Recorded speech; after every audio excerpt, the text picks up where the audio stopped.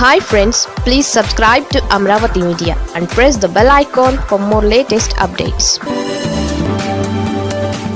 ప్రభుత్వ వ్యతిరేకత వైసీపీకి వరం అవుతోందా?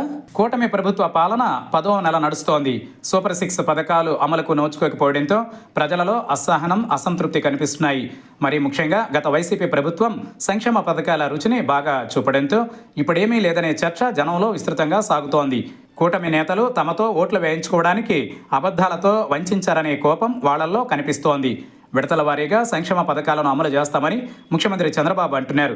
మే నెలలో తల్లికి వందనం, అలాగే అన్నదాత సుఖీభావ కింద రైతులకు 20,000 చొప్పున కేంద్ర ప్రభుత్వ సాయంతో కలిపి 3 విడతలలో అందజేస్తామని చంద్రబాబు ప్రకటించారు.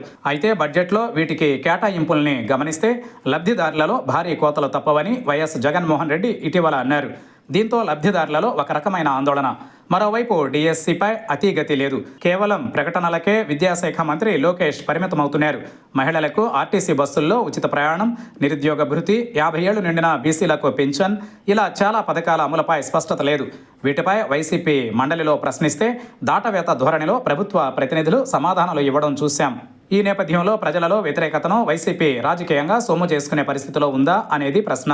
ఇంకా ఎన్నికలకు 4 ఏళ్ల సమయం ఉండడంతో ఆలోపు వైసీపీ అధినేత వైఎస్ జగన్మోహన్ రెడ్డి ఎలా వ్యవహరిస్తారనే దానిపై ఆ పార్టీకి ప్రజలలో ఆధారపడి ఉంటుంది. లోపాలని సరిచేసుకుని అందరినీ కలుపుకుని వెళితేనే వైసీపీకి మంచి భవిష్యత్తు ఉంటుంది. ప్రభుత్వంపై వ్యతిరేకతను సొమ్ము చేసుకునే చాకచక్యం ఇంకా వైసీపీలో కనిపించడం లేదు. అధికారంపై జగన్లో ధీమా కనిపిస్తోంది. దీనికి కారణం ప్రభుత్వంపై ప్రజా వ్యతిరేకత.